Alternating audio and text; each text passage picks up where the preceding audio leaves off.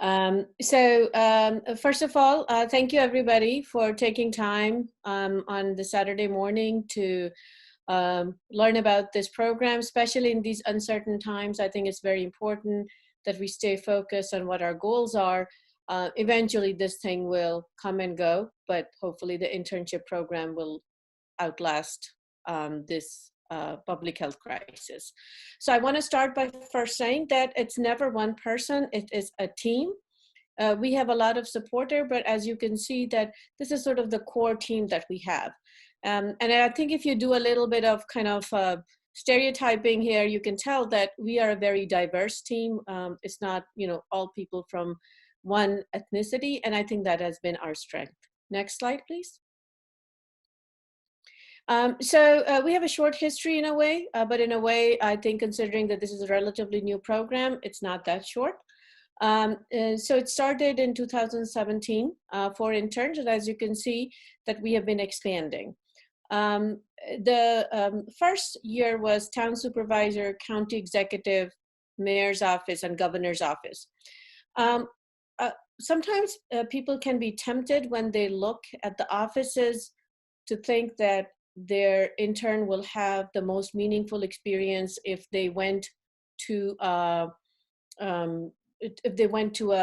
higher office. But I disagree with that. So if you look at 2018, and I will tell you about the office that is written in red later, but I think one of the most meaningful experiences we had was at a mayor's office where one of our students actually ended up rewriting or actually updating the manual that the local police department uses. So every time somebody knocks at a door for a police call, to think that one of our intern had something to do with what the officer would say or do, I think is very meaningful. And I think similarly, there have been other instances where interns placed in relatively lower offices compared to, for example, the US Senator's office, not to say that that doesn't have its own value, have done some pretty amazing work. So it's all about the chemistry. So you will notice that one of the offices is written in red, which is the Rockefeller College Center for Women in Government and Civil Society. The reason why it is in red is because the Civic Leadership USA grant only allows us to have interns, on the stipend who are going to be working in elected officials' offices. However, we were able to establish a relationship with this organization, and they have a budget line every year for interns, so our intern can, learn about government. I'm sorry, I'm hoping that I had this notification saying that my internet went down a little bit. Hopefully everybody can hear me. I'm going to repeat what I just said. So the Rockefeller College Center for Women has a budget line every year for one of our interns, which has been very valuable. I think the more relationships we build locally, the better it is. Next slide.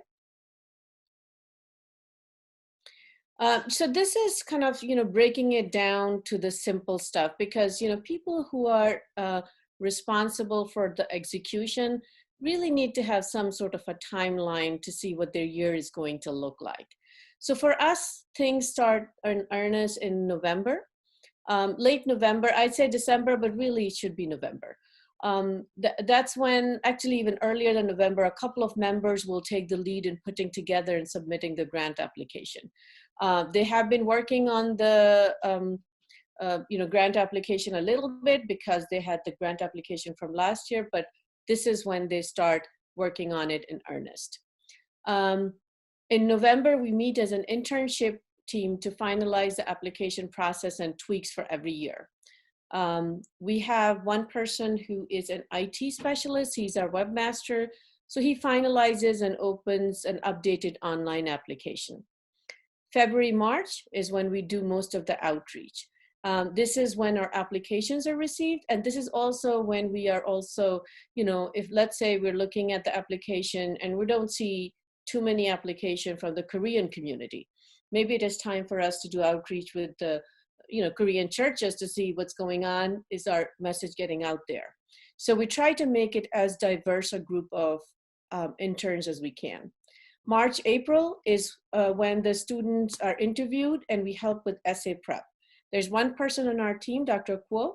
She does the essay prep help. And that has really been very valuable because the students not only benefit from the essay prep in that they appear more attractive to the host, our future host, but also the essay prep allows them to look at their own essay writing and hopefully help them in the long run. May, June is when the final match happens. And then July, August is when the internship is going on, in full, actually starts in June, but July, this is really a full blast. And August is when we do our graduation. But I think the most important thing is the year-round building of relationships, because that is what really makes any internship successful. Not just the relationships that are with the other, with all the electeds, but also relationships with the various community members who will provide us next year's interns. Next slide, please. So I've identified some of the challenges. I'm sure there are many other, but these are the top challenges that I can think of because I think it's very important for our audience who's executing this to look at how we struggle with it, even though we're supposedly successful, but we struggle with challenges just like everybody else. One thing we've learned is even though high school students are who are in the most ample supply, in that they're local, they want to participate, but they're not the same as college students. And what we have learned from the employers, even though they're technically hosts, not because they're not paying them directly, is that when it comes to constituent services, for example, having a sophomore or a junior in high school is not necessarily the best strategy. So as of now, we are only accepting applications from people who are either rising freshmen, which means they're going to start college soon, or they're already in college. We have also had a couple of master's level students in the past. The internship team, which is the organizing team, should look like the local community, because then the interns will look like the local community. So if you have an internship program that has 100% people from the same ethnicity, we see that as a failure on part of the internship organizing committee in terms of engaging people. So there should be people from different ethnicities represented, because that is truly our community, and our community is how the intern should look like.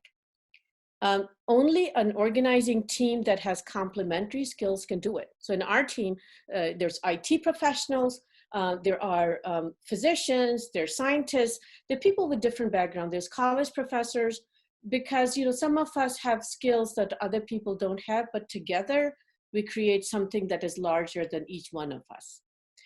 Trusting your gut is important.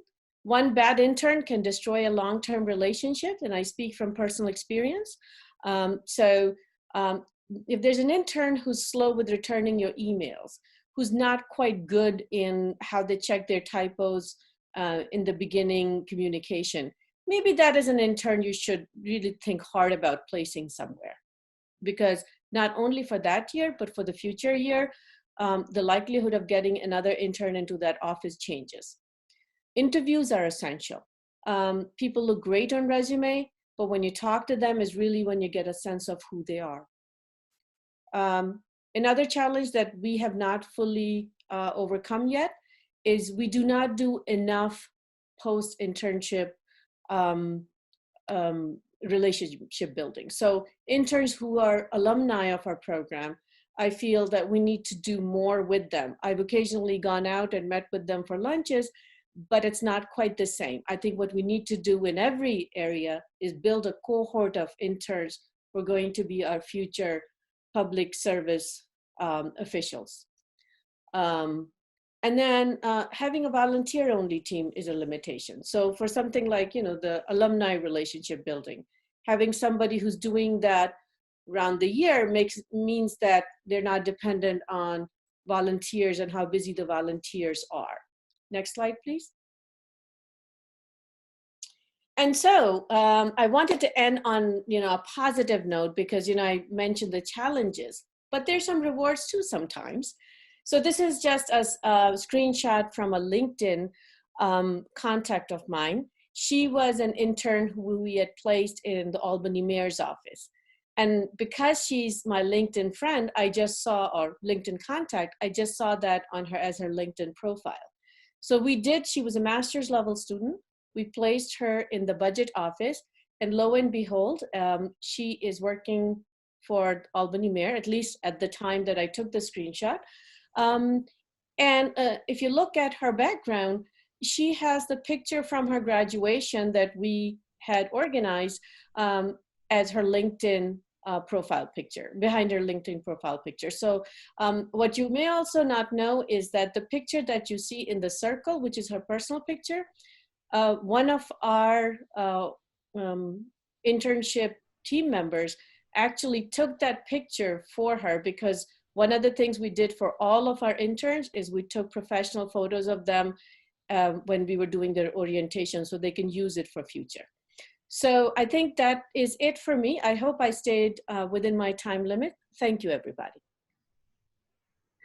Thank you, Aliya. Wow.